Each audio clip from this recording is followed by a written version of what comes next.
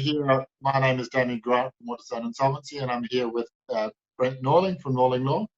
And there's a really important issue that Brent and I thought it would be really useful for business owners if we share this information with you. Now, I've got a investment in a company, not my insolvency practice, and we have been affected significantly by the COVID-19 outbreak. So much so, well, to the extent that as a result of the change in the 4-week lockdown, we are unable to use our premises.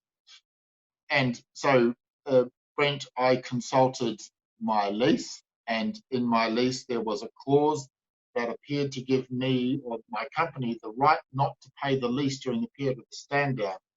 So I referred it to you, you referred it to one of your staff, and where did we get to?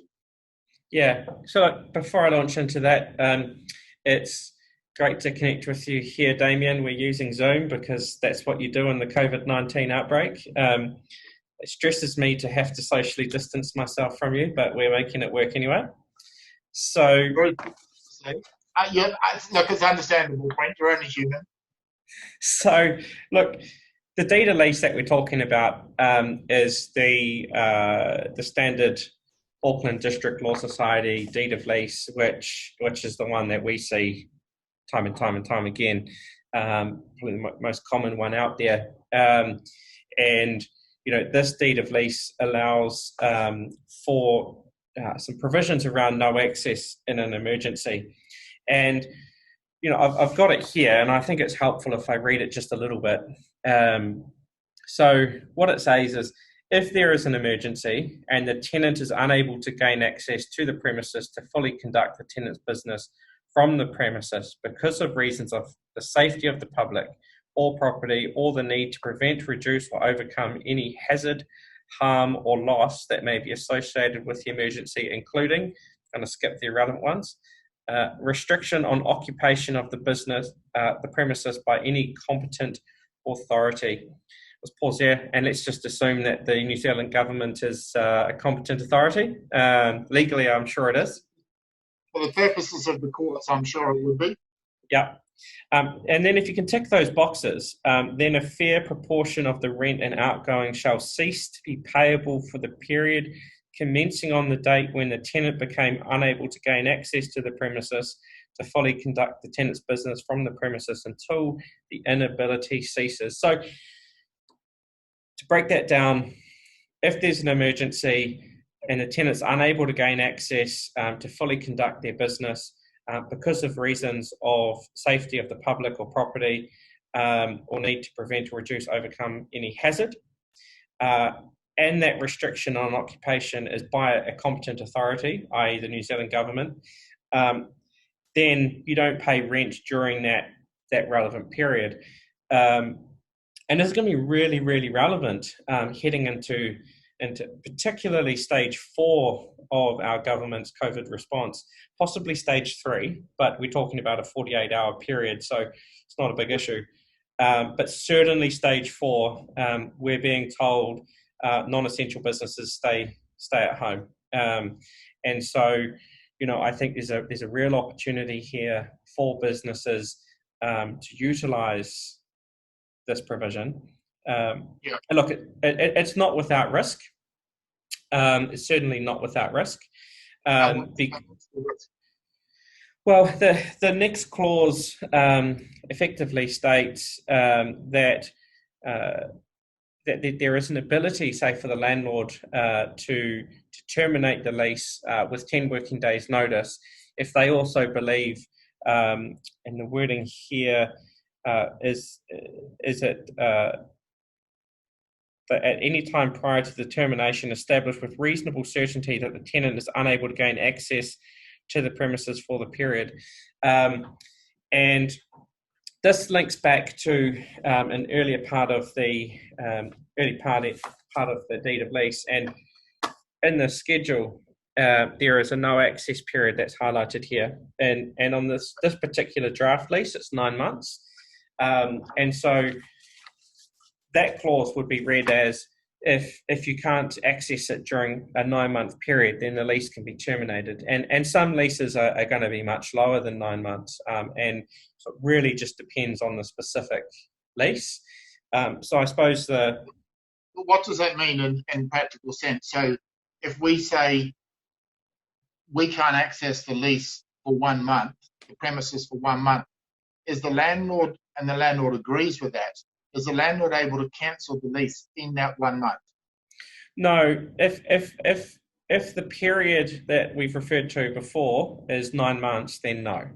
The period is going to need to be 9 months, and if we reasonably believe that you can't access for 9 months, then yeah, it could possibly be terminated. And look, that termination could be by either party, not just the landlord. But I suppose if you've got a very short period, you probably want to be careful invoking this clause if you intend to continue with the lease. Okay, so for if the lease, let's say that that period is 6 months. So if this COVID-19 stand down lasts for say 6 weeks, then the landlord is unable to cancel the lease if the mandated stand down period is less than 6 months. Well, it's not a stock standard answer I can give, because the party that terminates can at any time prior to the termination establish with reasonable certainty that the tenant is unable to gain access during the period. So you don't actually have to wait the full period out, right? It's effectively a forecasting exercise. So how long are we going to be in stage 4 for? I mean, the government currently have said, at least a month, possibly longer. So, but I understand that. But from a practical perspective, let's be really clear here. The likelihood of a landlord terminating the lease in this current environment is really low. And I think for most small businesses, if you went to the landlord during this time and said, look, I'm simply not able to pay the rent during this crisis, most landlords are probably not going to be happy. But we spoke about this in an earlier video. I think just commercially, most landlords want to support their tenants if they've been a good tenant, and they will understand that they're going to need to make their own provisions with their financiers and other bits and pieces. But I think the other really important thing to point out is, so you raise the fact that there are potentially some complications and some risks. So I think the key thing is, if you are a tenant in this situation and you are contemplating invoking this clause, before you do so, you should consult your lawyer. Obviously, we're not providing legal advice. But I would also say that if your lawyer has not brought this issue to your attention, then maybe you want to consult with a lawyer who has brought this to your attention. And certainly, I'm aware of a very competent one in Rosedale Road, very handsome, even in casual attire as he is at the moment. So look, any other issues before we let people go? Yeah, I suppose I would just from a practical perspective also add, look, the intention here is really to work with your landlords and to get a situation. Look, there may not be a win-win here, but there might be something that everyone can live with, and out the back of COVID-19, when this is all over, that commercial relationship can continue. So this is just really about everyone surviving, and it's also about to tenants, business owners. I know it's rough out there. And it's really about knowing where your leverage is and the options that you have that you may not be aware of. And you need to pull every lever that you have right now in this environment. All right. Okay. Thank you very much. And we'll talk to you soon. Bye, Zoom. All right. Cheers. Bye.